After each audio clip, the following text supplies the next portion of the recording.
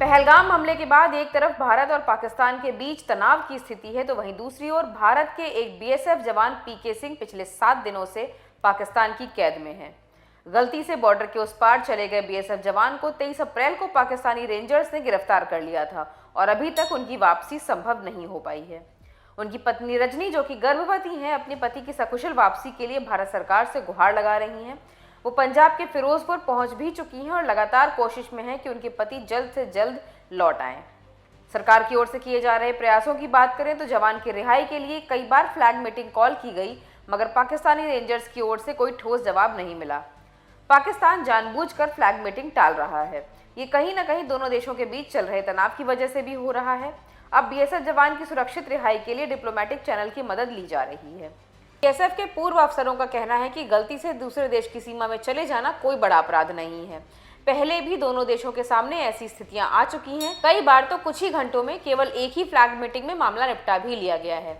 इस बार पहलगाम आतंकी हमले के बाद भारत ने पाकिस्तान के प्रति जो सख्त रवैया अपनाया है, उसके चलते ही बीएसएफ जवान की वापसी में देरी हो रही है। आपको बता दें कि 23 अप्रैल की रात बीएसएफ जवान पीके साहू पंजाब के फिरोजपुर बॉर्डर पर 142वीं बटालियन गेट संख्या 208/1 पर तैनात थे। वो फसल काट रहे भारतीय किसानों पर नजर रख रहे थे। उसी समय गलती से वो सीमा के उस पार चले गए और पाकिस्तानी रेंजर्स ने उन्हें हिरासत में ले लिया। जवान की रिहाई के लिए बीते 7 दिनों में 3 बार फ्लैग मीटिंग करने का प्रयास किया गया, मगर पाकिस्तान की ओर से कोई जवाब नहीं मिला। बीएसएफ के एक पूर्व अधिकारी बताते हैं कि ऐसे मामले कमांडेंट स्तर पर ही निपटा लिए जाते हैं। कई बार तो कुछ ही घंटों में जवान वापस आ जाते हैं। अगर सीओ लेवल पर बात नहीं बनती तो डीआईजी स्तर पर और उसके बाद आईजी स्तर पर बात की जाती है। जब सभी रास्ते बंद हो जाते हैं तो कूटनीतिक प्रयास होते हैं। नियमों की बात करें तो पाकिस्तान की ओर से जवान के फोटो जारी किए गए हैं। इसका सीधा मतलब है कि पाकिस्तान ने ये बात स्वीकार कर ली है कि बीएसएफ का जवान उनके पास है, इसलिए अब वो उन्हें कोई नुकसान नहीं पहुंचा सकता।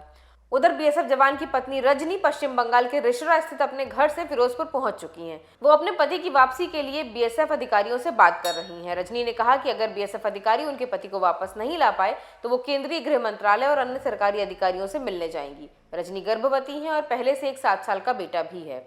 इस हालत में भी वो फिरोजपुर पहुंची हैं और हर पल अपने पति की सलामती के लिए दुआ कर रही हैं।